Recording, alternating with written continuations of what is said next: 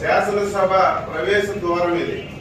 తెలుగుదేశం శాసనసభ్యులందరం కూడా 5 నిమిషాలు తక్కువ 9కి వచ్చి సభలు 9 గంటలు జరపాలని చెప్పి నోటీస్ ఇచ్చారు కాబట్టి మేము 5 నిమిషాలు తక్కువ 9కే వచ్చాం.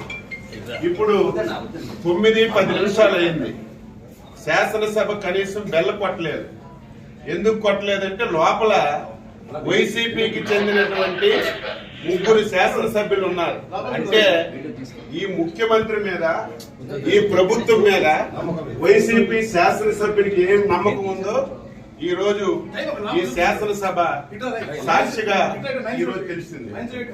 ఏది ఏమైనా సరే ప్రజాస్వామ్యాన్ని నమ్మినటువంటి వ్యక్తులుగా శాసనసభలో మాకు ఏ అవకాశాలు ఇవ్వకుండా ప్రజా సమస్యలు లేవనెత్తకుండా మమ్మల్ని అవమానాలకు గురి చేసిన ప్రజల గురించి శాసనసభకు వచ్చి మా బాధ్యతని మేము నిర్వహిస్తున్నాం.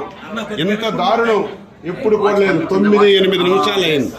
ఇంత దారుణం ఏది ఏమైనా సరే ఈ 5 సంవత్సరాలు ఈ శాసనసభలో ఈ రాష్ట్రానికి ఉపయోగపడినటువంటి ఒక్క చట్టం కూడా చేయలేదు. ఈ శాసనసభలో ఏ చట్టం చేసినా సరే ఈ రాష్ట్ర వినాశనానికి దారితీసిన చట్టాలే చేశారు. అందుకే ఈరోజు ఈ విషయాలన్నీ ప్రజలకు తెలియజేస్తున్నాం. దయ ఉంచి ప్రజలారా ప్రతి ఒక్కరు ఆలోచించండి. శాసనసభ అంటే ఈ రాష్ట్రానికి ఒక దేవాలయం. 5 కోట్ల మంది ప్రజలకి న్యాయం చేసినటువంటి సభ ఈ సభని ఇంత దారుణంగా తయారు చేశారు.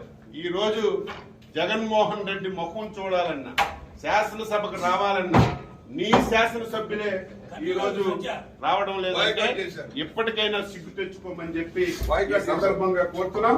10 నిమిషాలైంది.